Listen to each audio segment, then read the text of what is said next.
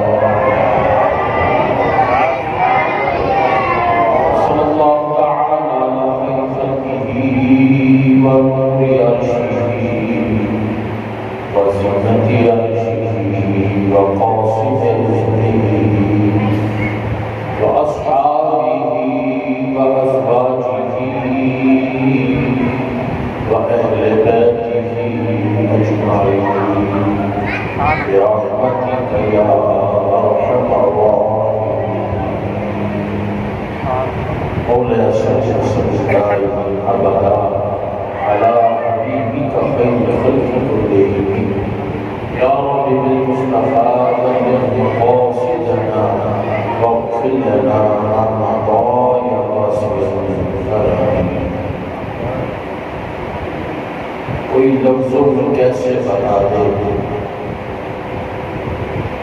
لفظوں میں کیسے بتا دے کہ ان کے رتبے کی حد ہے تو کیا کوئی لفظوں میں کیسے بتا دے کہ ان کے رتبے کی حد ہے تو کیا ہم نے اپنے بڑوں سے سنا صرف اللہ سے بڑا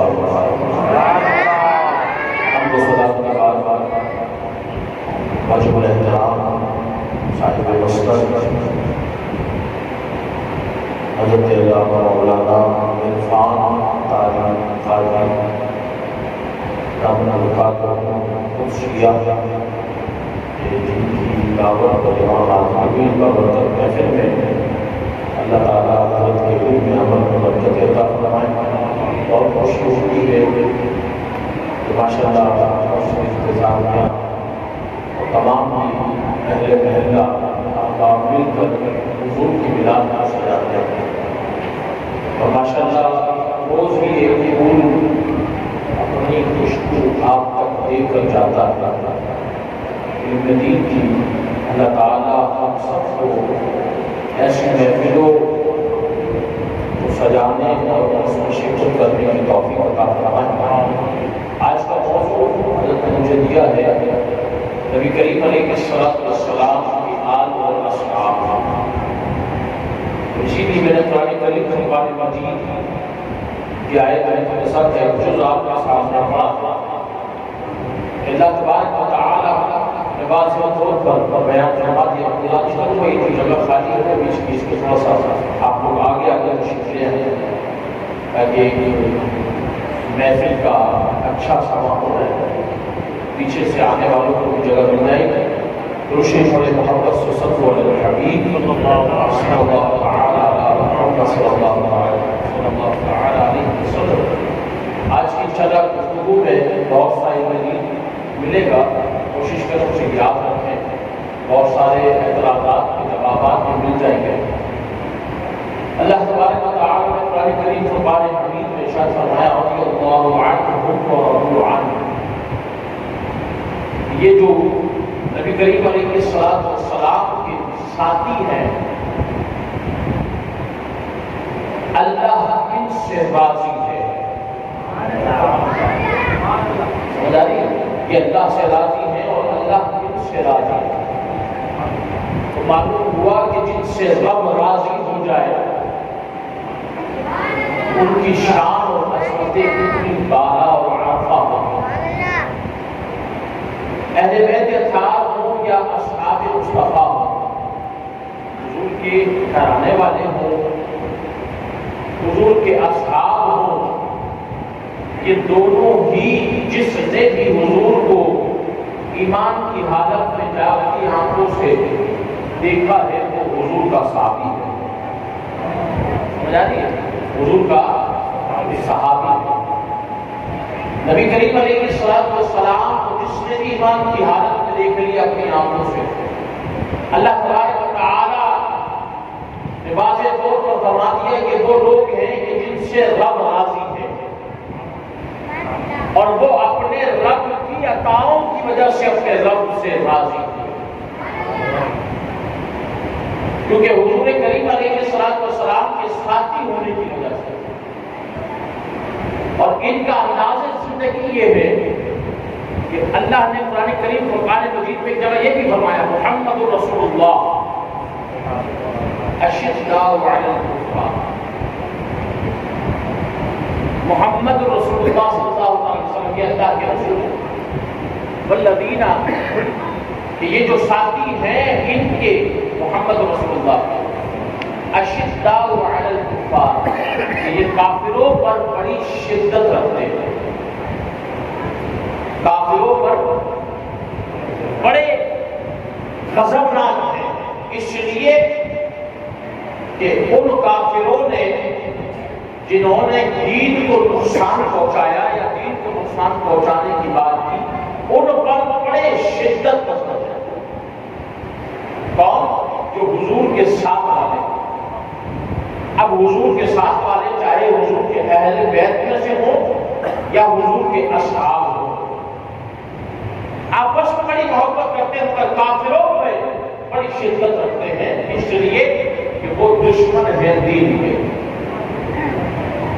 اب اگر نبی کریم علیہ السلام کے آل اور اصحاب کی بات آئی ہے، بات چل رہی ہے، آج جو ہم میلاد کی محفل سجائے بیٹھے ہیں، اس میں مختلف موضوعات مختلف محافل کے اندر اس لیے رکھے جاتے ہیں کہ لوگ آئیں، میلاد کی محفل کو بھی سنیں اور حضور علیہ السلام کے آل و اصحاب کے انداز زندگی کو بھی سنیں۔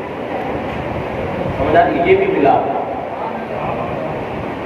کیونکہ میلاد کہتے ہیں اسے جہاں حضور کا ذکر ہو، حضور کی نسبتوں کا ذکر ہو۔ بحمداللہ ہم تو ایسے میلاد مناتے ہیں کہ جتنی خوشی ہمیں بحمداللہ میلاد کی ہوتی ہے شاید کسی اور چیز کی نہیں ہونی چاہیے۔ اگر حضور کے اصحاب کی زندگی کو ہم سمجھیں، کیونکہ اللہ اسے راضی ہے، اور کیوں راضی ہے، ایسی کون سی وجہ ہے کہ جب ان سے راضی ہو گیا، کون سی وجہ ہو سکتی ہے؟ وجہ یہ ہے کہ انہوں نے قرآن کو بھی پڑھا، صاحب قرآن کو بھی پڑھا، اور صرف پڑھا نہیں بلکہ یاد بھی کیا اور عمل بھی کیا۔ سب سے پہلے میں بات کرتا ہوں حضور کے خلیفہ، اسلام کے خلیفہ اول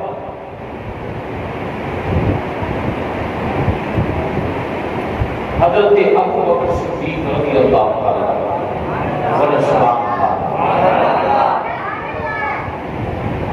گلی گلی نگر نگر مصطفیٰ کا ہم سفر۔ سیدنا ابو بکر صدیق کا انداز زندگی کیا تھا؟ حضرت ابو بکر صدیق کا انداز زندگی یہ تھا، روایتوں میں آتا ہے کہ 6 سال کی عمر میں جب حضور شام تشریف لے گئے تھے تو واپسی میں جب جناب ابو طالب نے واپسی بھیجا تب بھی حضور ان کے ساتھ تھے. تب بھی حضور ان کے ساتھ تھے. اور قربان جائیں جب سرکار کے دامن کو ایمان کی حالت میں پکڑ لیا، اچھے برے وقت میں ہمیشہ حضور کے ساتھ رہا. اور پھر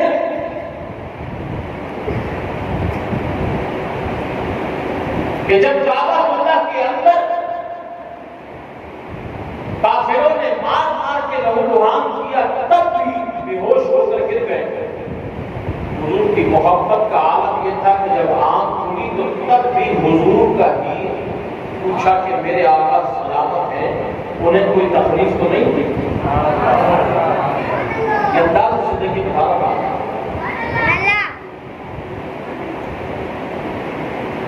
جب سرکار نے حکم کیا کہ اپنا مال لے آؤ، جنگ میں جانا ہے، اللہ کی راہ میں خرچ کرو، تو تن کا کپڑا بھی اتار کے اس مال کو اللہ کی راہ میں سپرد کر دیا.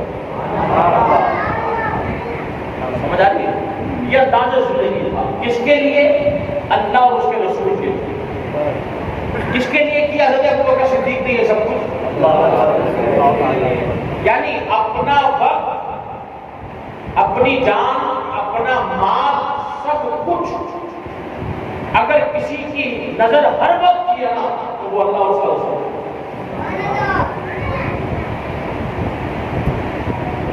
اتنے آسان لفظوں میں نے بالکل اختصار سے سمجھایا کہ انداز زندگی ابوبکر صدیق کا کیا. اب ہم سوچیں کہ ہمارا کیا ہے، کیونکہ یہاں یہ موضوع رکھنے کا مقصد یہ ہے کہ ہم اپنے اوپر توجہ دیں، اپنی انداز زندگی حضور کے آل اور اصحاب کے مطابق کوشش کریں گزارنے کی. آج ہمارا انداز زندگی کیا ہے؟ اللہ کی راہ میں تو دینے کی بات ہم سے وقت نہیں دیا جاتا، فرض نمازوں کے لیے وقت نہیں دیا جاتا. محفل کی بات ہو جائے تو جناب حضور کی بات سنتی ہے، اللہ اس کے رسول کی بات کرتی ہے، آ جاؤ، وقت نہیں. اور باتیں ہماری دھیان سے نہیں کی.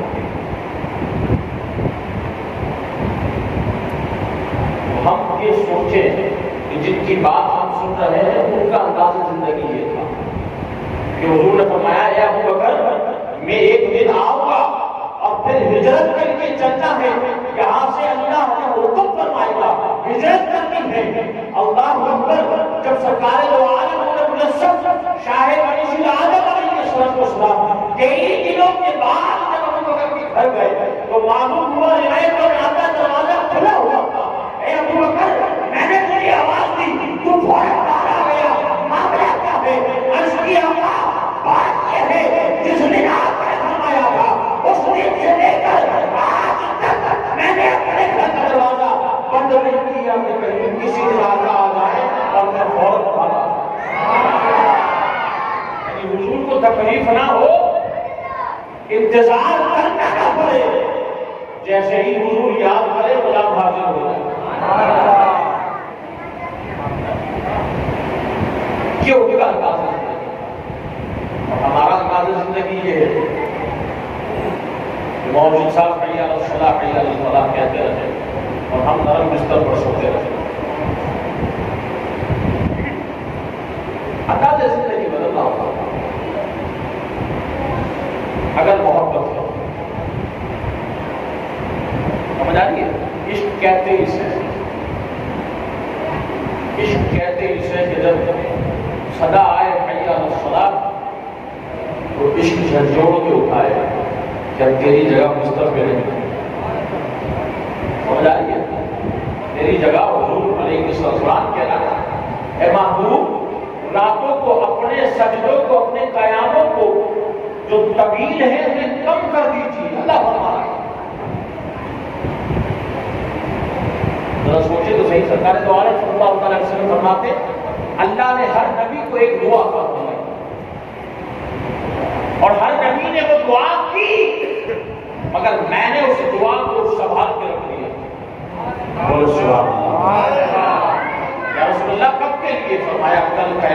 میں اپنے امتیوں کے. ذرا سوچیں وہ ہم سے کتنی محبت کرے اور ان کے اصحاب، ان کے اہل بیت کس طرح وہ اپنی زندگی کو اللہ اس کے رسول کی محبتوں میں گزارا کرتے تھے. یہ تو انداز زندگی تھا کہ ہم کو قربان، اور ادب زندگی کا عالم بھی یہی تھا، ادب مصطفیٰ کا عالم بھی یہی تھا کہ سیدنا حضرت ابوبکر صدیق رضی اللہ عنہ ایک دن نماز پڑھا رہے ہیں. حضور کریم علیہ السلام اس وقت وہاں تشریف فرما نہیں تھے. حکم ملا کہ ابوبکر صدیق نماز پڑھا رہے ہیں. حضرت ابوبکر صدیق نماز پڑھانے کھڑے ہوئے. پتہ لگا کہ پیچھے سے حضور تشریف لے آئے. میری بات کو توجہ سے سنیے. ایک مسئلہ بھی سولو ہو رہا ہے دیش کے اندر. پیچھے سے جب حضور علیہ السلام تشریف لائے تو اس طرح کی آواز آنا شروع ہوئی. تعلیم سیدھی نہیں، ایسے. یہ نشانی تھی صحابہ کی جب حضور تشریف لے آئے. سفید چیر کی صحابہ نے حضور آ رہے ہیں. سمجھ نہیں رہے میری بات. سفید چیر گئی. حضور صفوں میں سے گزرتے ہوئے آگے آ گئے. اور جب ابوبکر صدیق کو محسوس ہوا کہ سرکار آ گئے، حضرت ابوبکر صدیق پیچھے ہٹے. حضور نے اشارہ فرمایا رک جا، مگر رکے نہیں، پیچھے آ گئے. حضور وہیں سے کھڑے ہوئے نماز پڑھائی. نماز کے بعد سرکار نے فرمایا اے ابوبکر میں نے تجھے کہا تھا ٹھہر جا، تو رکا نہیں. عرض کی یا رسول اللہ، ابو کہا تھا کہ بیٹے کی اتنی جرأت نہیں کہ وہ نبی کے آگے کھڑا ہو کر نماز پڑھا.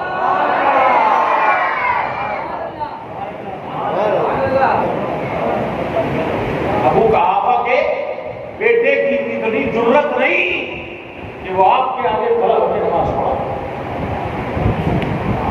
سبحان اللہ. تو کہہ دیا بس باہر نکلو گے نا. جو علمی یتیم لوگ ہوتے نا، علمی یتیم، گٹر کے ڈھکنوں کے مفتی.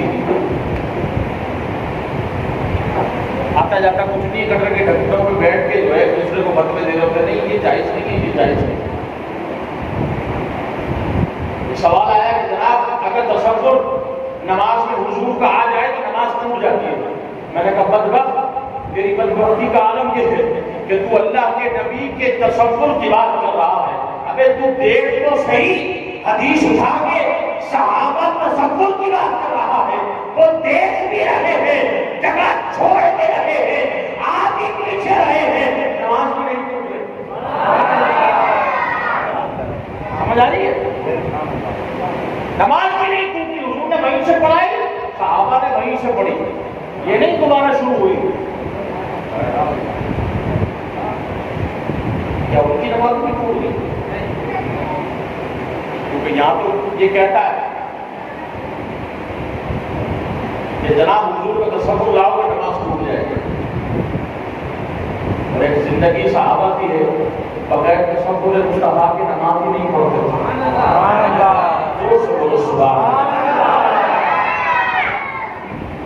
روایت میں آتا ہے کہ نبی کریم علیہ السلام جب قرآن کی تلاوت فرماتے نماز پڑھتے صحابہ کرتے یا رسول اللہ، آقا آپ کے دندان کے مبارکہ کے درمیان جو جگہ ہے نا، جب آپ قرآن کی تلاوت کرتے ہیں اس میں سے نور نکلتا ہے، سامنے دیوار پر پڑتا ہے، اس دیوار میں ہم آپ کے چہرے پہ اقدس کو نماز پڑھتے ہیں. ہم کہتے ہو کہ تصور میں نماز ٹوٹ جائے گی. وہاں صحابہ دیکھ بھی رہے ہیں، سوچ بھی رہے ہیں، نماز بھی نہیں ٹوٹ رہی. نماز بھی نہیں ٹوٹ رہی. اب سوچنے کی بات ہے. چلو جی، اللہ بڑا عالم کوئی، اللہ بڑا رحیم ہے. تم کتنی ہی نفرت کرو اللہ کے رسول سے، مگر اللہ اپنے حبیب سے بڑی محبت فرماتا ہے. اللہ کو معلوم تھا کہ ایسے بھی خبیث العین ہوں گے، علمی یتیم ہوں گے، جو میرے محبوب کے تصور کو نماز میں لانے پر نماز فاسق ہونے کا کہیں گے، تو اللہ تبارک و تعالیٰ نے نماز میں اپنے حبیب کا ذکر فرما دیا۔ السلام علیکم ایھا النبی، تحیات پڑھے گا تو یہ ضرور پڑھنا پڑے گا، درود شریف پڑھے گا تو اللہم صلی علی محمد پڑھنا پڑے گا۔ اور جب تو کسی کا نام لے گا، ہم آج کل کسی کا نام لیتے ہیں، میں نے نام لیا آپ کے پیش امام صاحب کا حضرت مولانا عرفان اختاری صاحب، تو زبان سے نام لے رہا تھا، دماغ میں چہرہ گھوم رہا تھا، ہوتا ہے نا ایسا؟ جی ایسا ہی ہے، تو جب تو نماز میں حضور کا نام لے گا تو کیا چہرہ اگر نہیں دیکھا تو تصور نہیں کرے گا، اور اگر تصور نہیں کرے گا تو نماز بھی نہیں، کیونکہ من سے پڑھنا پڑتی ہے۔ نماز وہ ہے جو قائم کی جائے، اور جب قائم کی جاتی ہے تو بندہ یہ سوچ کے نماز پڑھے کہ میں اپنے رب سے کلام کر رہا ہوں، اور رب سے کلام کرتے ہوئے جب یہ کہے گا السلام علیکم ایھا النبی، یہ رب کا حکم ہے بارگاہ میں میری سلام پیش کرنا میرے حبیب کو،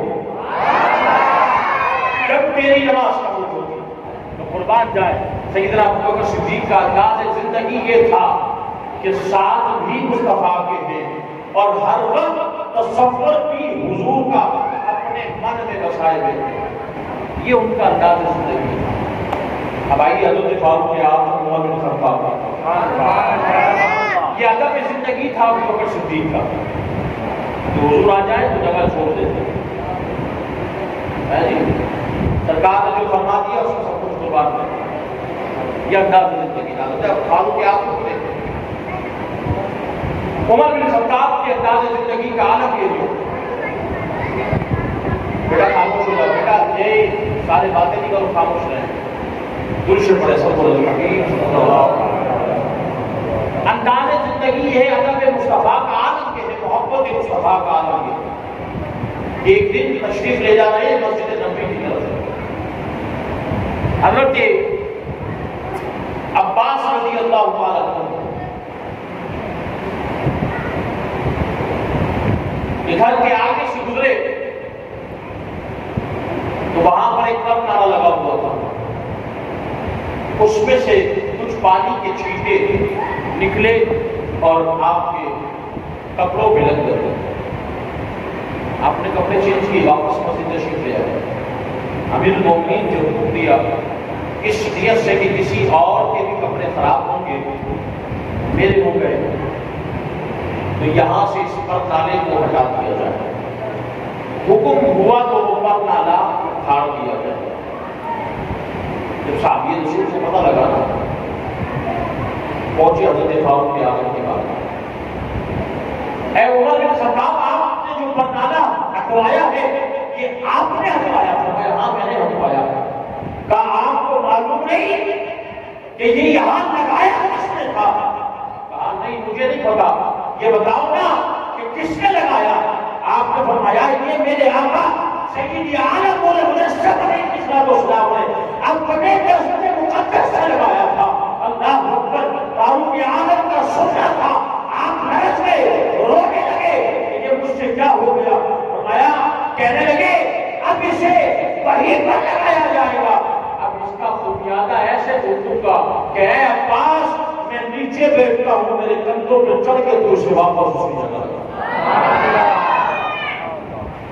نبی کریم علیہ السلام سے جس چیز کو نسبت ہو جائے تو وہ اس کا بھی ادب کرے، حضور سے جس کو نسبت ہو وہ بہت اوپر ہے۔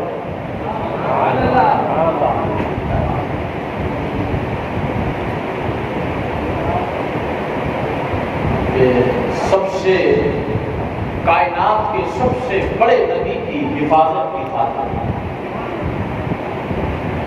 کائنات کے سب سے بڑے نبی کی حفاظت کی خاطر فولاد سے بھی مضبوط بشر بھیجنا پڑا۔ کائنات کے سب سے بڑے نبی کی حفاظت کی خاطر فولاد سے مضبوط بشر بھیجنا پڑا، اور جب اہل ظالم کہ جب ظالم کی فوج کا ظلم بڑھنے لگا، اسلام کے خلاف، کہ جب ظالم کی فوج کا ظلم بڑھنے لگا تو رب کو زمین پر عمر بھیجنا پڑا، کہ وہ عمر جس نے 23 لاکھ مربع میل پر اسلام کا جھنڈا لہرایا، مگر جب پتہ لگا کہ حضور نے اپنے دست اقدس سے لگایا، پر نالا زخمی ہے، مگر جب پتہ لگا تو پھر رو گئے، تڑپ گئے کہ یہ مجھ سے کیا ہوا، انہیں کندھوں پہ کھڑا کر کے اسے واپس وہاں لگایا۔ یہ حضور کی محبت تھی، یہ ان کا انداز زندگی اور ادب مصطفیٰ۔ اب میں اور آپ سوچیں کہ حضور سے نسبت رکھنے والی چیز کا وہ اتنا ادب کرتے ہیں، ہم تو نہیں کرتے۔ عورت کا نہیں صلاح، حضور بتا رہے ہیں کہ میری آنکھوں کی ٹھنڈک نہ مانو، ہم چھوڑ بیٹھے۔ حضور فرما رہے ہیں قرآن کو میرے دل مقدس کو اترا، ہم چھوڑ بیٹھے۔ قرآن پڑھنے کا ہمارے پاس ٹائم ہے، کن چیزوں سے حضور کو نسبت دیتے، دعویٰ کرتے مگر عمل نہیں کرتے، یہ ہمارا انداز زندگی ہے۔ اور جن کا ذکر سننے آئے ہیں ان کا انداز زندگی ہے، وہ تو محبت بھی ایسی کرتے کہ قربان جائے۔ انہوں نے اپنے لیے کچھ نہیں کیا، جب بھی کیا اللہ اور اس کے رسول کے لیے۔ سیدنا فاروق اعظم اور خطاب رضی اللہ عنہ کے دشمن پیچھے لگ گئے۔ ایک بادشاہ نے ایک دشمن بھیجا 3 تحفے لے کر حضرت عمر کے پاس، توجہ سنیے، 3 تحفے لے کے بھیجا، جاؤ عمر کو پہلا تحفہ دینا پیتل کی شیشی، جب عمر اسے لیں گے قبول کریں گے، اور قبول کرے گا جب اس کو کھول کے سونگے گا تو بڑی مہنگی اور قیمتی خوشبو بڑی پسند آئے گی۔ میرا دوسرا تحفہ ایک خوبصورت لڑکی عورت ساتھ بھیجی، کہ جب دوسرا تحفہ تو پیش کرے گا تو عمر کو یہ بھی بڑا پسند آئے گا، کیونکہ دنیا تو کافر تھے نا، دشمن تھے اسلام میں، یہ سوچا۔ اور جب دوسرا تحفہ قبول کر لے گا تو وہ تیسرا بھی پوچھے گا، پہلے بتانا 3 تحفے لے کے بھیجا بادشاہ سے، جب تو تیسرا تحفہ دے گا نا، جیسے ہی عمر اسے کھولے گا، وہ زہر اتنا خطرناک ہے اس شیشی میں کہ پینا دور کی بات، اگر عمر سونگ لے اور ناک سے اس کی خوشبو اندر گئی تو عمر وہیں ختم ہو جائے گا۔ اسلام کا اتنا بڑا دشمن تھا ہوگا، اپنے غلام کو لے کے 3 تحفے بھیجے، مدینے پہنچا، کہنے لگا کہاں ہے تمہارے بادشاہ؟ مدینے کے لوگوں نے کہا ہمارے یہاں بادشاہ نہیں ہوتا، بادشاہ تو رب ہے۔ یہ تربیت تھی، بادشاہ تو رب ہے جس کی بادشاہت ہم زندہ ہے۔ کہا تمہارے سردار کون ہے؟ کہا ہمارے یہاں امیر المومنین ہوتے ہیں۔ اسلام کے دوسرے خلیفہ سیدنا فاروق اعظم امیر المومنین ہے۔ کہا ہاں وہی کون، کہاں ہے، کون ہے؟ میں وہ جو مسجد نبوی کے اندر ہے نا وہی ہے۔ اب جو مسجد نبوی کے پاس گئے نا، واپس آیا، کسی سے پوچھا کہاں ہے امیر المومنین تمہارے؟ فرمایا دیکھ نہیں تھے وہ کون ہو؟ وہ جو مسجد نبوی کے پاس تعمیرات کا سلسلہ چل رہا تھا، ارے وہ جو گھارا اپنے پیروں سے بنا کر اٹھا کر مزدوروں کو دے رہا ہے، وہ تمہارا امیر المومنین ہے؟ فرمایا ہاں وہی ہمارا امیر المومنین ہے۔ اللہ اکبر، کیا انداز زندگی تھا حکومت کرنے والوں کا۔ سیدنا فاروق اعظم اپنے پیروں سے گھارے تیار کر کے اور اٹھا کے مسجد نبوی کی تعمیر میں وہ دے رہے تھے، تو بہت سا خراب وغیرہ اعلان ہوا. اس کے بعد اس نے میسج دیا کہ جناب بادشاہ کی طرف سے آیا ہوں، فلاں بادشاہ کی طرف سے، اور 3 تحفے آپ کے لیے بھیجے ہیں، اور وہ آپ سے ملاقات اس طرح کی باتیں انہوں نے کی. آپ نے کہا ٹھیک ہے بتاؤ کون سے تحفے بھیجے. اس نے پہلا تحفہ وہ مہنگا اور قیمتی پیتل آپ کی بارگاہ میں پیش کی. وہ سمجھ رہا تھا کہ بارود اعظم عمر بن خطاب توڑ کے سوکھے گئے. عمر نے اسے کھولا اور اللہ کے نبی کی شان اور محبت بیان کرتے ہوئے اسے دھارے میں ڈالا. لوگ سے بولے سبحان اللہ. بڑی قیمتی ہے، بڑی اعلیٰ خوشبو ہے، آج اسی لیے تو اس دھارے میں ڈالی ہے. ہمارا تو سب کچھ کسی پر قربان ہے، اور اللہ کے نبی کی اس مسجد کی تعمیرات ہو رہی ہے، اسی میں ملنا چاہیے. قیمتی اور نایاب تحفہ اسی لائق ہے کہ ہم جو ہے حضور کی مسجد پر قربان. یہ ان کا انداز ہے. اچھا حضور دوسرا تحفہ اس بادشاہ نے بھیجا ہے، یہ خوبصورت ترین عورت بھیجی ہے.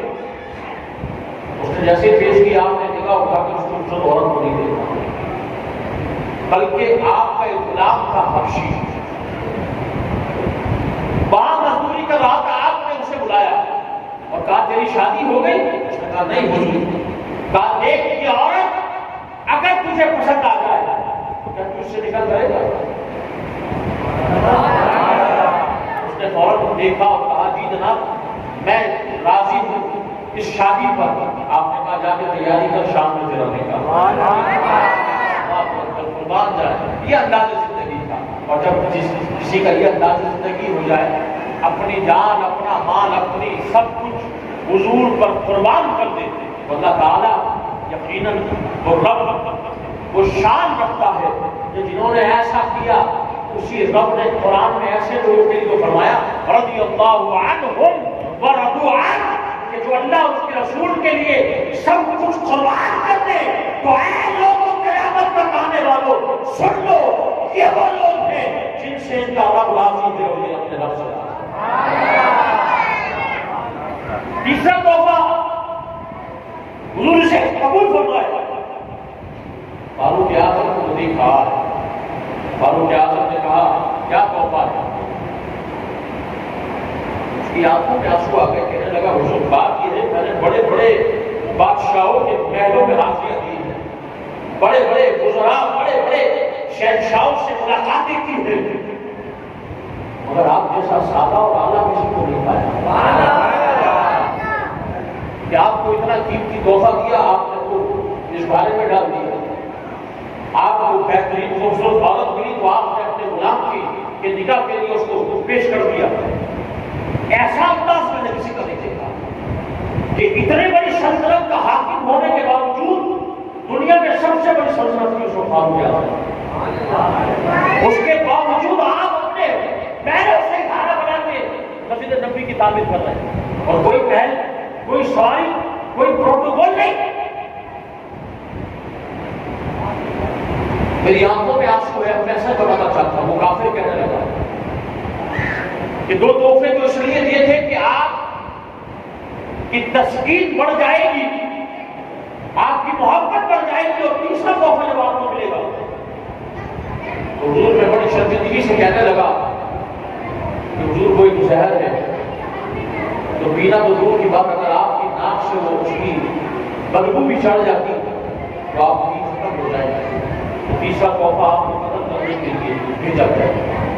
فاروق اعظم شکرائے مولانا سبحان اللہ کے شیر ہیں.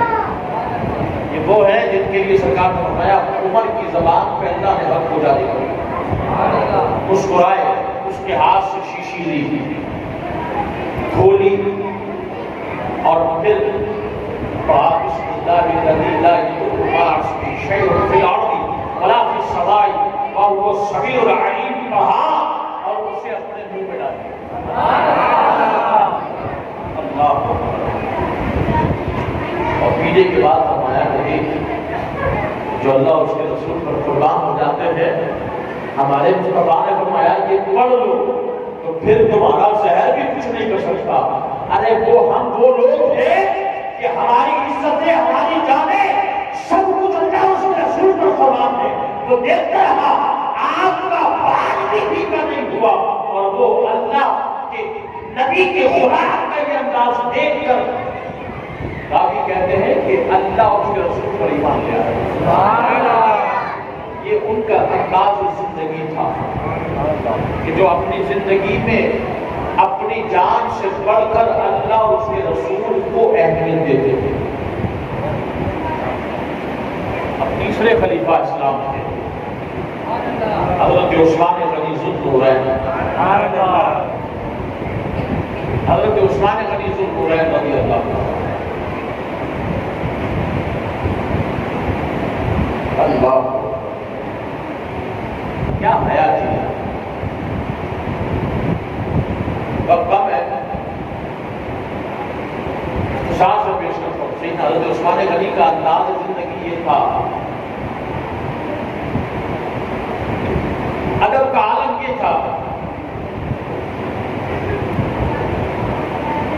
کہ جب صلح حدیبیہ کے وقت سرکار نے بھیجا کہ جاؤ عثمان مکے والوں کو خبر دے دو کہ محمد عربی صلی اللہ تعالی علیہ وسلم اور ان کے رفقا کعبے کا نماز کرنا چاہتے ہیں. حضرت عثمان پہنچے اور بڑا عزت دی، احترام کیا، اور کافر کہنے لگے نہیں، ہم تمہارے آقا کو یہاں طواف کرنے نہیں دیں گے، مکے میں داخل ہونے نہیں دیں گے. تم آئے ہو ہمارے مہمان بن کے. کعبہ بڑی معتبر چیز ہے، بڑی اہمیت کا حامل ہے، اور آئے بھی تم احرام پہن کے ہو تو عثمان ہم تمہیں کعبے لے کے آئے ہیں، اب چلو تم تو آگے ہو، ہم انہیں آنے نہیں دیں گے. تم جا ہی رہے ہو تو کعبے کا طواف کر جاؤ، تم عمرہ ادا کر جاؤ. ادب مصطفیٰ، احترام مصطفیٰ، عزت مصطفیٰ علیہ السلام ان کے دلوں میں اتنا تھا کہ آپ نے انکار کر دیا.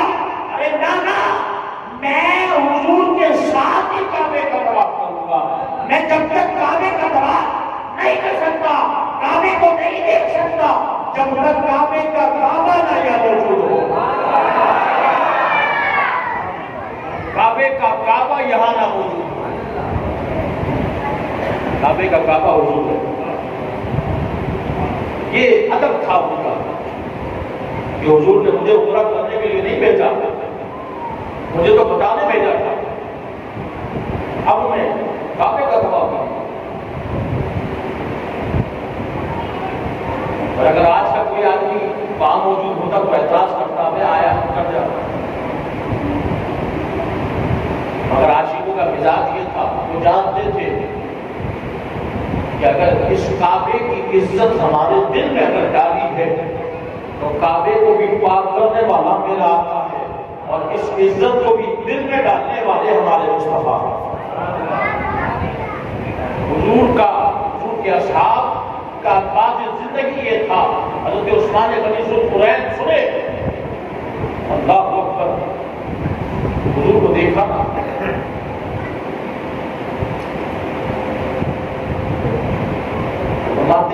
اور کے سیدنا حضرت عثمان غنی نے کا انداز زندگی یہ تھا کہ حضور کو جب دیکھا، آپ نے دیکھ لیا، فرماتے پھر پوری زندگی اپنی نگاہوں کو شرمگاہ کی طرف نہیں. کسی نے پوچھا ہے عثمان فتوے میں جائز ہے؟ کہا ہاں میں جانتا ہوں، مگر میں نے اپنی آنکھوں کو حضور کے چہرے مفتوحا سے وضو دلایا ہے. اب میں نہیں چاہتا کہ میں شرمگاہ کو دیکھ کر اس وضو کو ختم کروں.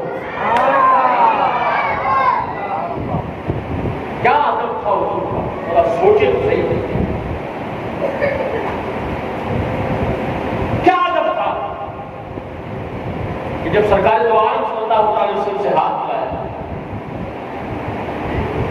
بیعت فرمائی، حضرت عثمان غنی رضی اللہ عنہ پھر کبھی اپنے سیدھے ہاتھ کو شرم کافر نہیں لگائی. کتنا وہ ادب کرتے تھے. اللہ مولا کائنات. بیٹا ایسے نہیں، بیٹا ایسے نہیں، یہ جو بچہ ہنس رہا ہے اس کو باہر بھیجو. نعرے تکبیر، نعرے رسالت، نعرے سنت. دوسری بڑے صلی حبیب صلی اللہ علیہ وسلم. کیا ادب مصطفیٰ تھا ان کی زندگیوں کو. سنیے علی المرتضیٰ شیر خدا مولا کائنات امام الاولیاء اسلام کے چوتھے خلیفہ حضرت علی رضی اللہ عنہ.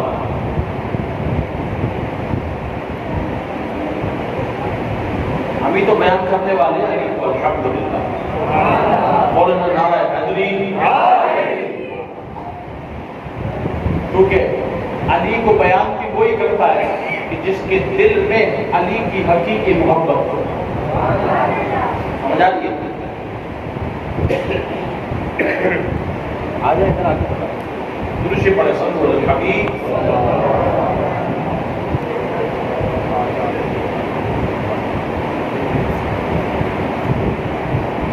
تو علی کی محبت بھی ہمیں حقیقی طور پر، کیونکہ علی کے حقیقی چاہنے والے اور محبت اور عزت کرنے والے بھی ہے.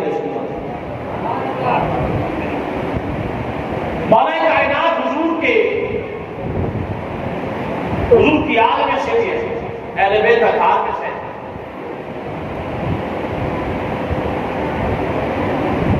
ویسے تو بتا دوں گا آپ کو ایک نعرہ اکثر آپ نے پچھلے دنوں سنا ہوگا کہ کچھ لوگ یہ کہتے تھے جہالت میں کہ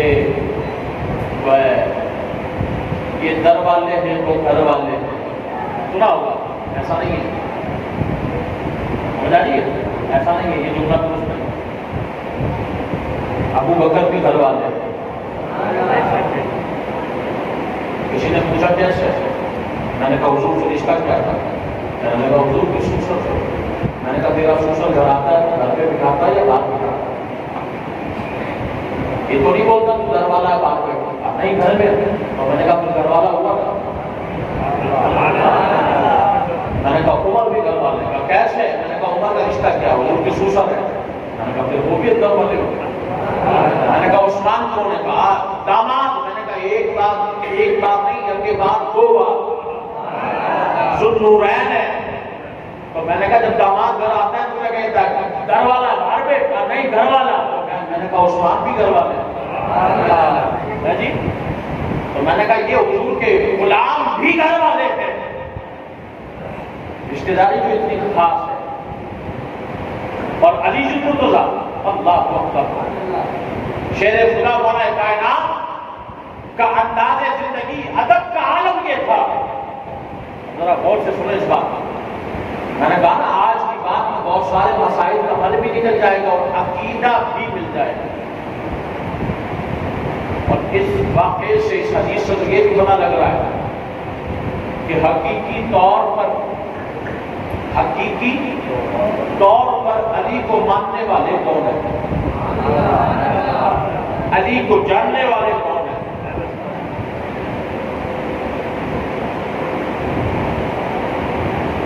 خیبر سے واپسی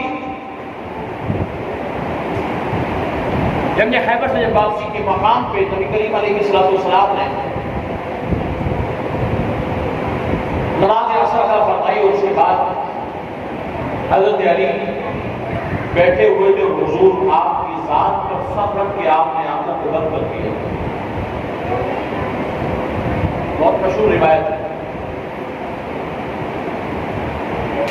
اور نماز عصر کا وقت جب گزرنے لگا توجہ بدلتا نماز عصر کا جب وقت گزر گیا نماز کا وقت گزر گیا تو پھر علی رو پڑے. سمجھ آ رہی ہے؟ حضرت علی کی آنکھوں سے آنسو نکلے اور وہ بدگوہا والے چہرے کو چوم اٹھے. اب یہاں کیا سبق مل رہا ہے؟ محدثین فرماتے ہیں سبق یہ مل رہا ہے معلوم ہوا علی کو محبت کتنی تھی نماز سے. زیادہ محبت علی کو حضور سے، نماز کے ادب سے زیادہ ادب علی کے دل میں محبت رسول کا تھا کہ اتنی قیمتی چیز کو جو فرض ہے، نفل نہیں، واجب نہیں، سنت نہیں، فرض نماز قربان کر دی حضور پر، اور قیامت تک کے آنے والے مسلمانوں کو یہ درس دے دیا کہ دیکھو ذات مصطفیٰ تو ہے جو تم پہ فرض ہو تم اسے بھی ذات پہ قربان کر دو۔ سمجھ آ رہی ہے؟ بتا دیا کہ نماز دن میں 5 بار فرض ہے، اور حضور کی محبت اور ادب عزت کرنا ہم پر زندگی کے ہر لمحے میں فرض ہے، اور فرض عین ہے۔ یہ وہ فرض ہے کہ اس کی قضا نہیں ہو سکتی۔ اور سے بولو سبحان اللہ۔ علی نے اپنے عمل سے بتایا کہ وہ فرض ہے جس کی قضا نہیں ہو سکتی۔ اور قربان جائے جب آنکھوں سے آنسو نکلے توجہ کی نا، محبت تو نماز سے بھی تھی کیونکہ حضور نے اس کی محبت کو دل میں بٹھایا تھا۔ جب آنکھ حضور علیہ السلام نے فرمایا اے علی کس چیز نے تڑپایا ہے، عرض کی یا رسول اللہ نماز نہیں پڑھی تھی، کس نے رلا دیا؟ اب قربان جائے وہ کریم ہے، تو کرم کے کیا ٹھکانے ہے؟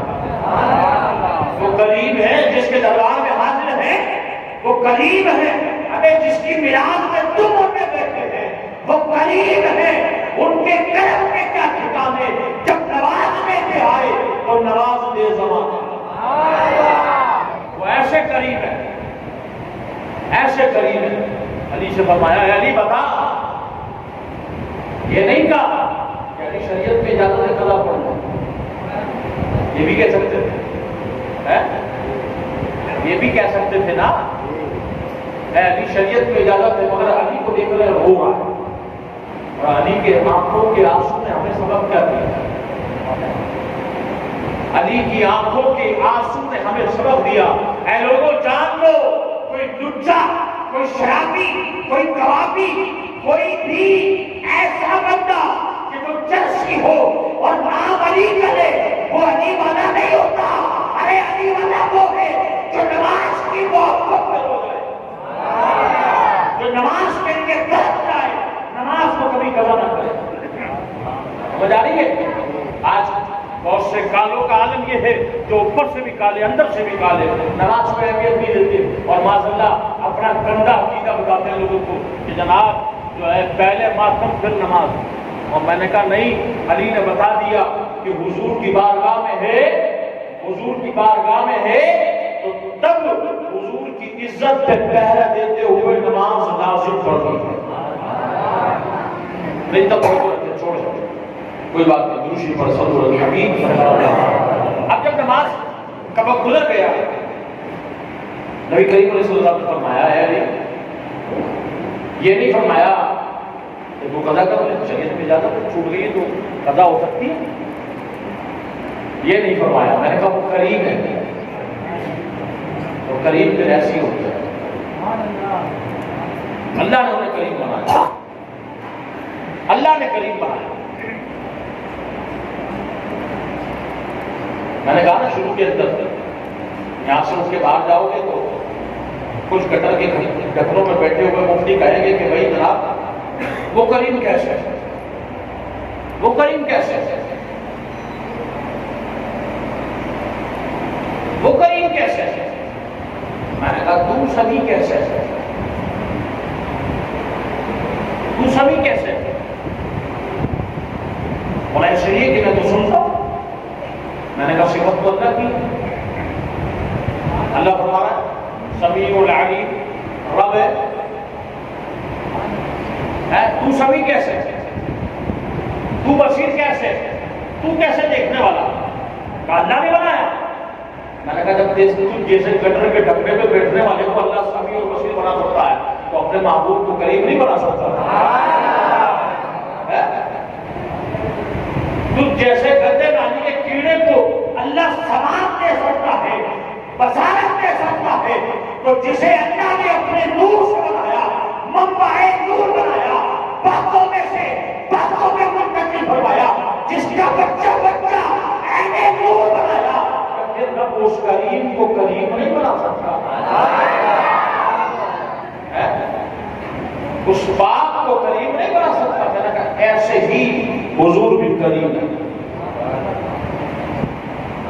قربان جائے، اس کریم نے کرم کے کیا ٹھکانے، نوازنے پہ آئے تو نواز کا زمانہ فرمایا ہے نہیں، اچھا یہ نہیں فرمایا نماز قضا پڑ گئی ہے، یہ فرمایا کہ کیا کرنا ہے، قضا کرنی ہے ادا کرنی ہے۔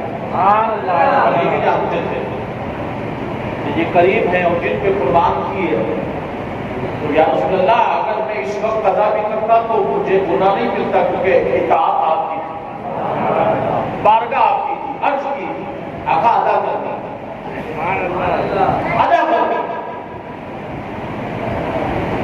اب جسے حضور چاہے حرام، جسے چاہے حلال کر دیں، وہ شریعت کے مالک ہے، شریعت لے کر آئے، مگر سرکار نے ہاتھ اٹھا دیا اور دعا کی۔ دعا کیا ہے؟ محدثین فرماتے ہیں اے اللہ علی تیری اور تیرے رسول کی اطاعت کرتا۔ دعا دیکھ رہے ہیں حضور کہ آل و اصحاب، اس لیے رب نے فرمایا کہ اللہ ان سے راضی، اس لیے کہ انہوں نے سب کچھ اپنے رب پر، اللہ کے رسول پر قربان کیا، جو ان سے ملا سب کچھ۔ حضور نے فرمایا یہ تیری اور تیرے رسول کی اطاعت ہے۔ اللہ کے محبوب نے یہ دعا فرمائی تو معلوم ہوا کہ رسول کی اطاعت بھی رب کی اطاعت ہے۔ اور یہ تو حدیث افراد کی ایک رحمت اور رسول اللہ کہ جس نے اطاعت کی، پیروی کی اللہ کے حبیب کی، اس نے پیروی کی رب تعالی۔ مگر بات یہ ہے جیسے ہی حضور نے یہ دعا فرمائی، محدثین فرماتے ہیں کہ جو سورج ڈوب چکا تھا وہ سورج واپس مغرب سے لوٹا۔ اللہ اکبر، بریلی کے تاجدار نے کہا کہ سورج اٹھے، باہم بنتے، چار اشارے سے ہو جا، اندھیر نجلی دیکھ لے قدرت رسول اللہ۔ اب قربان جائے، سورج واپس آ گیا، علی جلوہ نے نماز ادا کی۔ اب یہاں پر میں ایک بات کو آپ کے سامنے پیش کروں۔ سورج الٹے پاؤں آ گیا، واپس نکل آیا۔ قرآن کریم فرقان مجید کے اندر ایک دعویٰ ہے جو کہ نمرود سے کیا اللہ کے نبی نے، جب اس نے خدائی کا دعویٰ کیا تو اس وقت اللہ کے نبی علیہ السلام فرعون سے کیا۔ اللہ کے نبی علیہ السلام نے فرمایا کہ تو رب نہیں۔ اس نے کہا رب کون ہے؟ تو آپ نے فرمایا رب وہ ہے جو زندگی دیتا ہے اور موت دیتا ہے۔ اگر یہ تو میں بھی دیتا ہوں، یہ تو میں بھی دیتا ہوں۔ اس نے بلایا ایک قیدی کو کہ جس کو سزائے موت تھی، اسے کہا کہ آزاد ہے، ایک کو بلایا جس سے آزاد کیا، اور اسے کہا کہ اس کو پھانسی لگا۔ آپ نے بلایا ایسا نہیں، میرا ہونے کی دلیل نہیں، بلکہ میرا رب وہ ہے جو مشرق سے سورج کو نکالتا ہے، مغرب میں ڈبوتا ہے، مغرب میں غروب کرتا ہے۔ اب اگر تو رب ہے تو مغرب سے سورج نکال کے سمجھ آ رہی ہے؟ تو یہاں قرآن کا دعویٰ اللہ کے نبی نے فرمایا کہ رب وہ ہے جو مغرب سے سورج نکالے۔ اب یہ نہیں سمجھنا یہاں پر کہ حضور نے دعا کی اور سورج نکال دیا تو معاذ اللہ حضور خدا ہے، یہ ذہن میں نہیں آنا چاہیے۔ سمجھ آ رہی ہے؟ حضور خدا نہیں بلکہ بندہ خدا ہے، نور خدا ہے۔ یہ سورج کو نکالا مگر رب کی عطا سے، اپنے رب سے دعا کر کے۔ اب یہاں پر ایک سوال پیدا ہو سکتا ہے لوگ اکثر کہتے ہیں تم اتنی شانیں بیان کرتے ہو کہ تم نے حضور کو مان اللہ خدا سے ملا دیا. میں نے کہا اس کی دلیل موجود ہے ہمارے پاس. حضور خدا نہیں، سرکار خدا نہیں ہے. کیسے؟ میں نے کہا خدا کون ہے؟ رب کون ہوگا بتائیے. قرآن کی دلیل موجود ہے. رب وہ ہے جو لم یلد ولم یولد ہے. اللہ وہ ہے جو لم یلد ولم یولد ہے. رب وہ ہے جو پیدا نہیں ہوتا. سمجھ آ رہی ہے؟ جو پیدا نہیں ہوتا. رب وہ ہے جو پیدا نہیں ہوتا، جس کی کوئی اولاد نہیں، وہ کسی سے پیدا نہیں، اس کی کوئی اولاد نہیں. رب وہ ہوگا. اور حضور رب نہیں، حضور خدا نہیں بلکہ بندہ خدا ہے. کہا کیسے؟ میں نے کہا ہم یہ میلاد منا رہے ہیں حضور کی پیدائش کی خوشی میں، اور قرآن کہہ رہا ہے خدا وہ ہے جو لم یلد ولم یولد ہے. خدا پیدا نہیں ہوتا، حضور پیدا ہوئے ہیں. اور جو پیدا ہو جائے وہ خدا نہیں ہوتا، اور جو خدا ہوتا ہے وہ پیدا نہیں ہوتا. تو معلوم ہوا حضور کریم علیہ السلام کا میلاد منانا، حضور کا جشن منانا، حضور کی میلاد کا جشن منانا، یہ شرک کا توڑ ہے کہ سرکار خدا نہیں بلکہ بندہ ہے خدا. اب قربان جائے نبی کریم علیہ السلام نے سورج کو دعا فرما کے واپس وضو فرمایا اور حضرت علی نے نماز پڑھی. تو یہ صحابہ اکرام علیہ رضوان کی انداز زندگی تھا کہ وہ حضور پر اپنی قیمتی چیزوں کو وار دیا. حضور کے ایک صحابی ہے، بڑے جلیل القدر صحابی. اور میں یہ چاہتا ہوں کہ جب یہ واقعہ میں پورا کروں گا کسی کا ہاتھ نیچے نہیں رہے.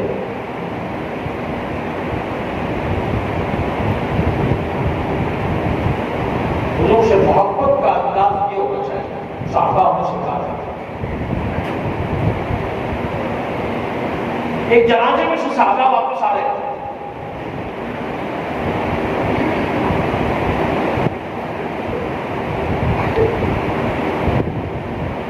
دیکھا کہ کچھ ہجوم لگا ہوا ہے، لوگ جمع اکٹھے ہوئے تھے.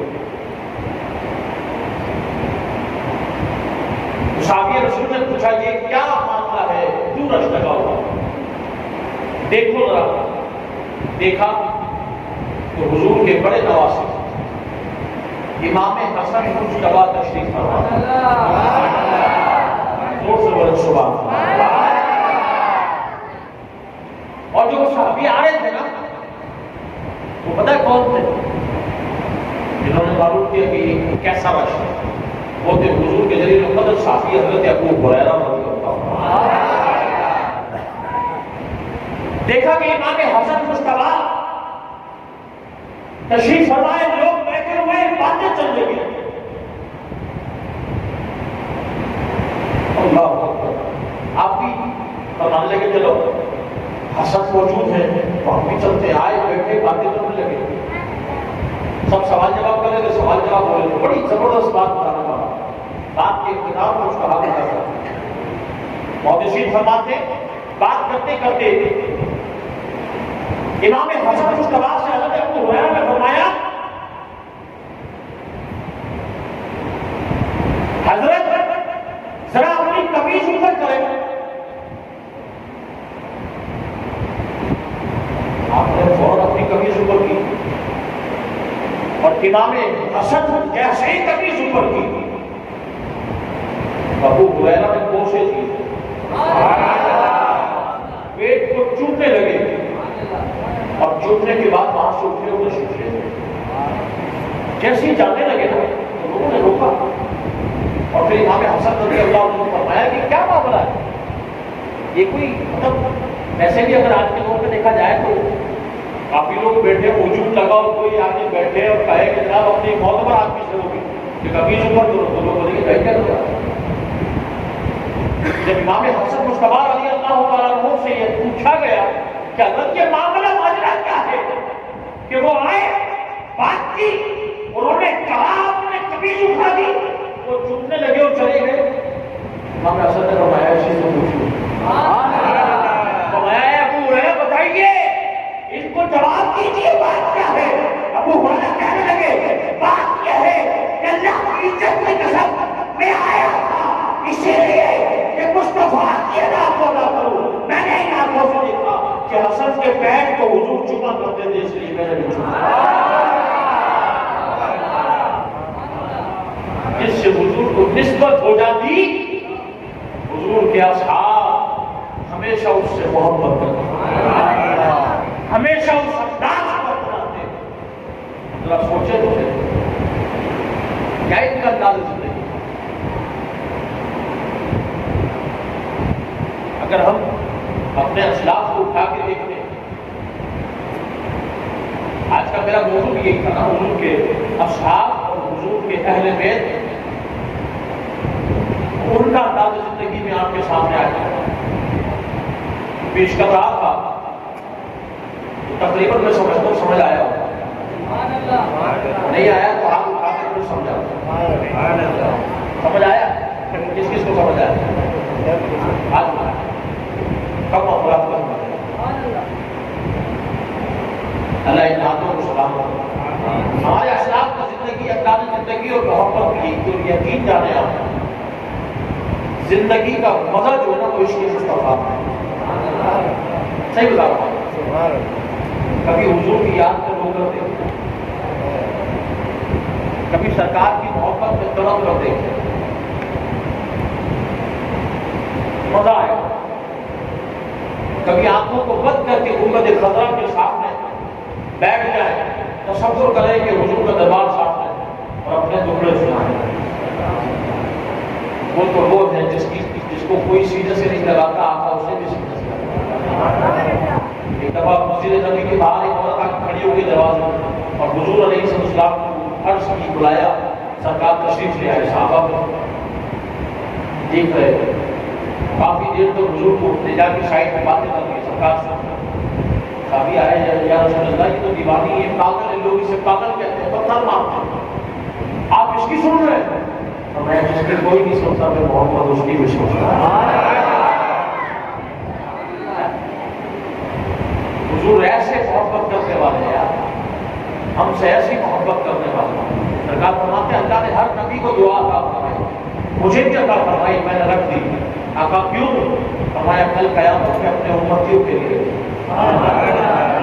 آپ دیکھیں تو صحیح زندگی تو دیکھیں کہ جب پیدا ہوئے حضرت آپ کا فرماتی ہے میں نے حضور کے لب اقدس کو ملتا ہوا دیکھا کان لگا کے سنا تو کہہ رہے ہیں رب صلی ابو بکر صدیق فرماتے ہیں جب وصال مبارک ہوا ظاہری لب مبارک مل رہے تھے صحابہ فرماتے ہیں ہم نے سنا تو آواز آ رہی ہے کہ رب صلی ذرا سوچے تو صحیح کتنی محبت کر رہے ہو سرکار فرماتے ہیں کہ کل قیامت میں جب امتیں پریشان ہوں گی کوئی آدم علیہ السلام کے پاس جائے گا وہ کہیں گے اذهبوا الى غیری کسی اور کی طرف جاؤ کبھی وہ حضرت ابراہیم کبھی حضرت اسماعیل کی طرف جائیں گے نبیوں کی طرف جائیں گے تو سب یہ کہیں گے اذهبوا الى غیری جب حضور کی بارگاہ میں آئیں گے آپ ذرا سوچیں سرکار دو عالم پورے مجسد صلی اللہ تعالی علیہ وسلم فرما رہے ہیں کہ جب لوگ بڑے بڑے ہوئے میرے پاس آئیں گے تو اس وقت میں اپنے رب کی بارگاہ میں سجدہ کرتا آئے حضور ہمارے کو ایسا سجدہ ہوگا اللہ کی ایسی تسبیح کروں گا کہ پہلے اس سے پہلے کسی نے ایسا سجدہ اور ایسی تسبیح نہیں کی اللہ کی ایسی حمد کروں گا کہ اس سے پہلے کسی نے ایسی اللہ کی حمد نہیں پڑھی اللہ بتائے گا معبود پیارے فرا سکا سر اٹھائیے اللہ اکبر اے محبوب سر اٹھا دے، میں نے تیری آدھی تہائی امت کو بخش دی۔ حضور فرماتے میں پھر سب جھکا دوں گا۔ اللہ اکبر۔ سرکار فرماتے اللہ فرمائے گا محبوب پیارے جس کی دل میں ایمان ہے، رائٹ برابر ہے، میں نے اسے بھی بخش دیا، محبوب سر اٹھا دیا۔ اللہ کے حضور فرماتے میں پھر سب جھکا دوں گا۔ پھر اللہ فرمائے گا محبوب پیارے سر اٹھائیے اور آج ہم نے شفاعت کا تاج آپ کو عطا فرمایا۔ محبوب پیارے نہ رو، یعنی اس دن کی حضور کا رونا اللہ کو اتنا پسند آئے گا۔ وہ رب اپنے حبیب کو روتا نہیں دیکھ سکے گا، فرمائے گا آج شفاعت کا تاج ہم نے تیرے سر سجا دیا، یہ تجھے عطا فرمایا، نہ رو سر اٹھا دے۔ اور پھر حضور جس کی چاہے تو شفاعت کریں گے، مگر سوچنے کی بات یہ ہے وہ ہم سے اتنی وفا کریں گے، ہم سے اتنی محبت کریں گے، اور ہماری جفاؤں کا عادت یہ ہے کہ ہم ان کی آنکھوں کی ٹھنڈک بھی نہیں پہنچا سکتے،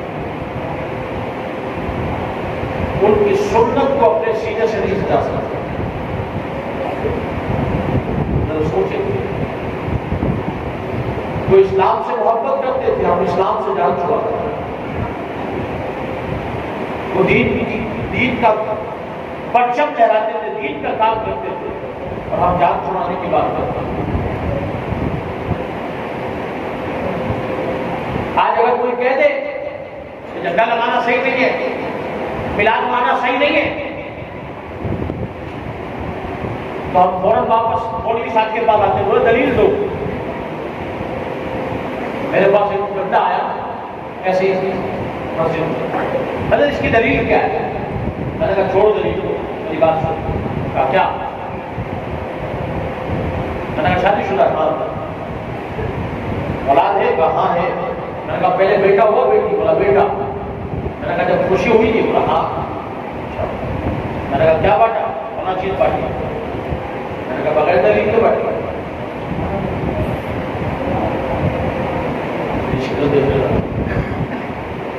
حضرت خوشی تھی، محبت تھی، اس لیے بات کی۔ میں نے کہا قرآن میں دلیل دیکھی نہیں؟ میں نے کہا بدبختی کا عادت نہیں کہ اپنی اولاد کے لیے بندہ دلیل بھی نہ دیکھے، اپنی شادی پہ خوشی کرے تو دلیل بھی نہ مانگے، اور جب بات آئے اللہ کے رسول کی تو بھی دلیل چاہیے۔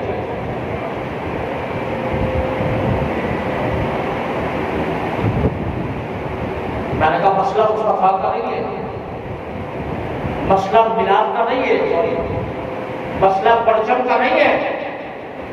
میں نے کہا تمہارے دلوں میں مسئلہ بغض مصطفیٰ کا، نفرت دین کا مسئلہ ہے کہ تم اپنے لیے تو کوئی دلیل نہیں مانگو۔ آج کہتے ہیں بھائی پیدائش کب ہوئی ہے؟ بارہ کو ہوئی ہے نہیں ہوئی ہے؟ میں نے کہا اتنی تحقیق کبھی اپنی پیدائش کے لیے کی ہے کہ میں کیسے پیدا ہوا؟ جائز تو ہوں یا ناجائز؟ میں نے کہا بتانا تمہارے یہاں کعبے کے اندر 27ویں شب رمضان میں کیا ہوتا ہے؟ میں نے کہا جشن قرآن، ختم قرآن ہوتا ہے نا، جشن قرآن بھی کہتے ہیں اسے۔ میں نے کہا کیوں کرتے ہو؟ قرآن میں تو کوئی دلیل نہیں ہے۔ اس لیے کرتے ہیں کہ اس دن قرآن پورا نازل ہوا۔ اچھا، میں نے کہا تو اس لیے مٹھائیاں بانٹتے ہیں، جشن کرتے ہیں کہ آج قرآن آیا۔ میں نے کہا بات یہ ہے قرآن کے آنے پہ جشن، قرآن جس کے دل پر اترا اس صاحب قرآن کے لیے کیوں نہیں جشن؟ اس کے لیے کیوں نہیں جشن؟ کہ اگر وہ نہ آتا تو پھر قرآن بھی نہیں آتا۔ وہ جو نہ تھے تو کچھ نہ تھا، وہ جو نہ ہو تو کچھ نہ ہو، جان ہے تو جہان کی، جان ہے تو جہان۔ میں نے کہا دلیلیں دو، ہم بھی پوچھتے دلیل بتاؤ، کعبے کا خلاف ہر سال کیوں چینج کرتے ہو؟ قرآن حدیث میں تو نہیں ہے۔ آؤ، میں نے کہا بولنے والے لوگوں سے دلیلیں مانگتے ہو؟ میں مدینے میں حاضر تھا، الٹے پاؤں حضور کی تربت اقدس پہ حاضری دے کے مولانا مقدسہ پہ واپس نکل رہا تھا، لال رومال والی بلا نے پکڑ لیا، کہنے لگا بدعت ہے۔ اب میں وہاں کو آدھا بجے کچھ نہیں بولا، خاموشی سے سنتا ہوا باہر آیا، وہ باہر آ گیا میرے پاس، جیسے ہی باب جبریل سے نکلا مجھے ہاتھ پکڑ کے سائڈ پہ لایا، ٹھیک کیا بات ہے، کیا کر رہے ہو؟ بدعت ہے۔ اچھا بدعت ہے؟ ہاں۔ میں نے اس کے چوبے کو پکڑا، جبہ پہنا ہوگا، میں نے کہا یہ بھی تو بدعت ہے۔ میں نے رومال پکڑا، میں نے کہا یہ بھی تو بدعت ہے۔ ہاتھ میں دست بھی نہیں، میں نے کہا یہ بھی تو بدعت ہے۔ حضور نے کبھی پہنا ہے سوچو، میں نے کہا یہ رومال باندھا کبھی، یہ شلوار جو اس کے نیچے پہنا ہوا یہ بھی بدعت ہے۔ میں نے کہا گزرنا آرام ہے، ہاتھ چڑھایا، میں نے کہا خود پورا بدعت کا پتلا بنا ہوا اور ہم سے پورا بدعت ہے۔ میں نے کہا یہ بدعت نہیں ہے، جاہلی ادب ہے۔ سمجھ آ رہی ہے؟ یہ حضور کے دربار کا ادب ہے جو ہمارے بڑوں نے ہمیں دیا ہے۔ امام مالک کو، بڑے امام احمد بن حنبل کو، جن کی زندگی کا انداز یہ تھا کہ اتنی محبت کرتے مدینے سے، اتنی محبت کرتے کہ جب تک مدینے میں رہے پیر کے نیچے چپل نہیں پہنتے، جب حاجت ہوتی پیشاب وغیرہ آتا تو حدود حرم سے باہر نکلتے، اللہ اکبر، حدود حرم سے باہر نکلتے۔ محبت کا عالم یہ تھا کہ ایک پاؤں اپنا مدینے کے اندر رکھتے، حرم کے اندر حدود حرم میں، اور دوسرا پاؤں اور جسم کو باہر نکال دیتے، یعنی استنجا کرنے کے لیے، اور باہر نکل کے ایک پاؤں اندر رکھتے اور پھر استنجا کرتے اور پھر فوراً واپس مدینے میں آ جاتے۔ اللہ اکبر۔ کسی نے پوچھا یہ کیا انداز ہے بیٹھنے کا؟ اللہ اکبر کہنے لگے بات یہ ہے میں چاہتا ہوں میں جب بھی مروں مدینے میں مروں، بس حاجت طبعی کے لیے باہر نکلتا ہوں، اس لیے ایک پاؤں اندر چھوڑتا ہوں، کہیں ایسے وقت میں موت نہ آ جائے اور آ بھی جائے تو ایک پاؤں مدینے میں ہو۔ کیا محبتوں کا عالم ہوگا کہ ایک پاؤں تو میرا اس وقت مدینے میں ہونا چاہیے۔ وہ اتنی محبت کرتے تھے، وہ اتنا ادب کرتے تھے مدینے میں کہ مکہ بادشاہ آیا، جیسے اس نے بولا تو کہا آواز نہیں چلی۔ امام احمد بن حنبل اتنا ادب کرتے تھے کہ مسجد نبوی کے اندر بیٹھ کے حدیث پڑھاتے تھے، اور محدثین کیا فرما رہے ہیں، قربان جائیں، جو حدیث پڑھاتے تھے نا اس کے جو پرچے ہوتے ہیں حضور کے دربار میں بیٹھے ہوئے پڑھاتے، یہ جالیاں وغیرہ تو ابھی بنی، پہلے جالیاں بھی نہیں۔ محدثین فرماتے ہیں کہ روایت میں آتا ہے آپ کے پاس جو کپڑا تھا نا، اسے روایت میں آتا ہے کہ دامن، اس سے پکڑ کے اپنے اس کے بازو کو پلٹ دیا کرتے، ایسے پکڑتے بالکل اس کپڑے سے، اور بالکل آرام سے ایک کو نیچے لگا کے اس دامن کو، اس پرچے کو پلٹ۔ کسی نے پوچھا حضرت ایسے کیوں؟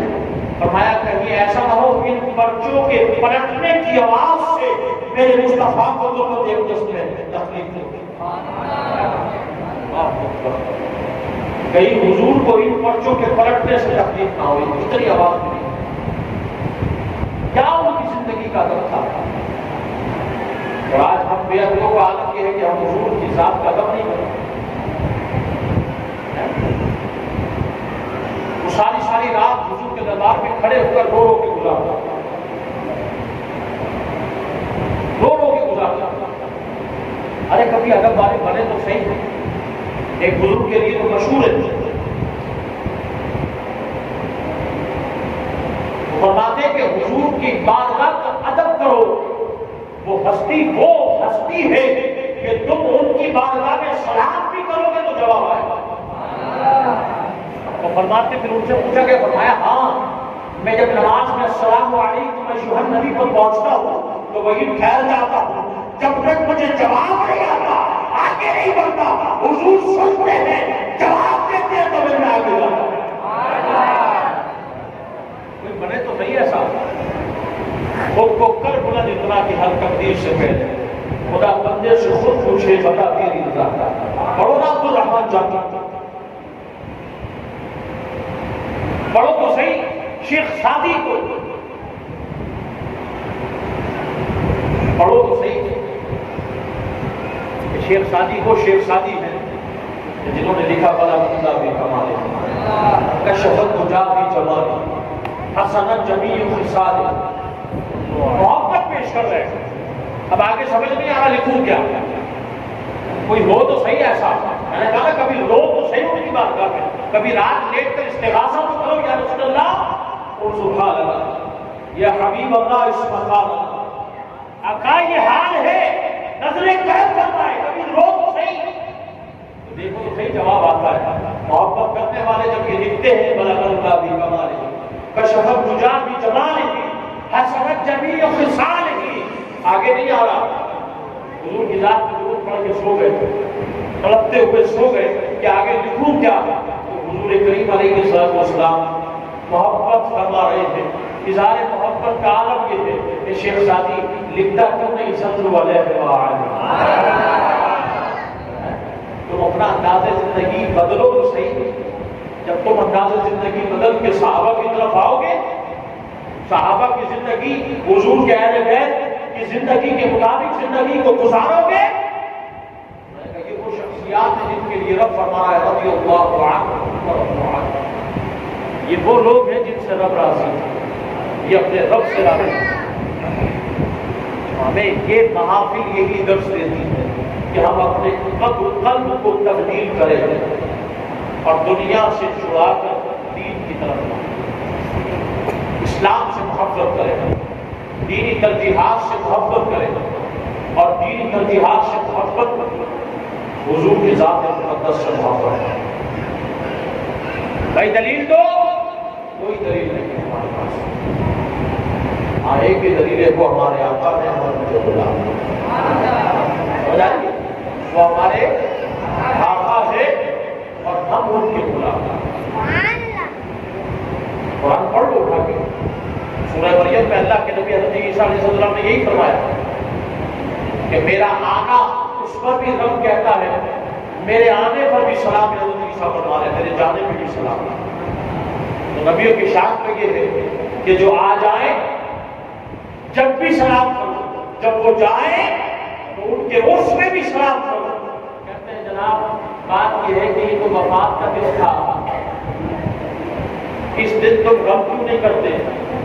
میں نے کہا یہ دن وفات کا نہیں تھا. پہلی بات تو یہ ہے مگر 12 ربیع الاول پیدائش کا دن تھا. آگے پیچھے وفات کا دن ملتا ہے. کہا پھر بھی اس مہینے میں وفات تو ہے نا. میں نے کہا ہاں ہے. کہا پھر غم کیوں نہیں کرتے. میں نے کہا نبی میرا ہے. کہا میں نے کہا میرا بھی ہے. کہا ہاں. میں نے کہا غم کیوں کرتے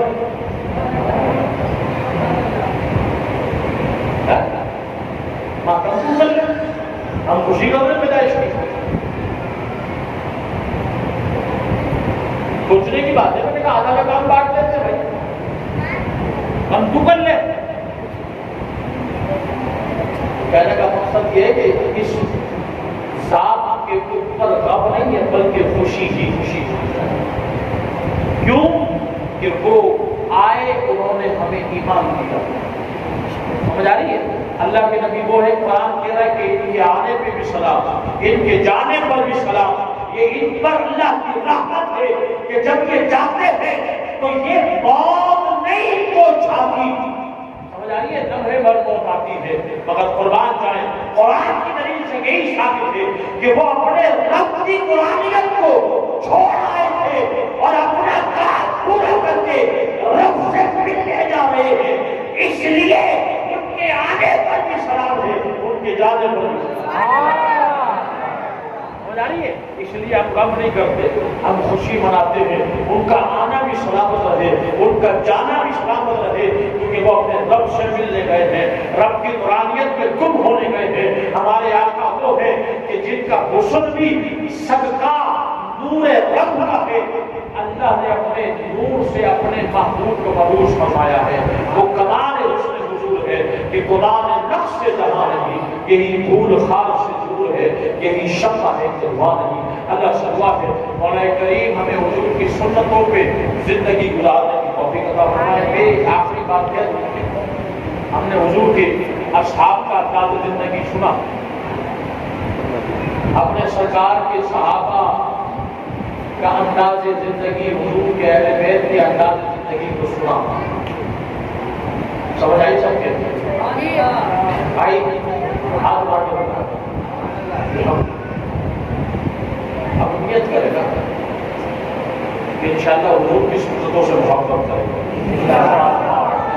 جس کی داڑھی نہیں ہے وہ نیت کر لے کہ انشاءاللہ یہاں سے نیت کر کے اوپر کی داڑھی سجاؤں گا. داڑھی تو چہرے کا نور ہوتی ہے، مرد کی پہچان ہے. میں وہ ایک پڑھا تھا سائنسی کتاب، اس کے اندر لکھا ہوا تھا کہ انسان کے جسم پر اگر چہرہ ایک ایسی چیز ہے، سنیں غور سے، مطلب مسلمان سائنسدان بھی کافر سائنسدان ہے کہ چہرہ ایک ایسی چیز ہے کہ اگر اس چہرے پر بال اٹھ جائے، اگر اس چہرے پہ بال اٹھ جائے تو وہ کہتا ہے کہ انسانی جسم کو کافی حد تک کینسر سے بچا سکتا ہے.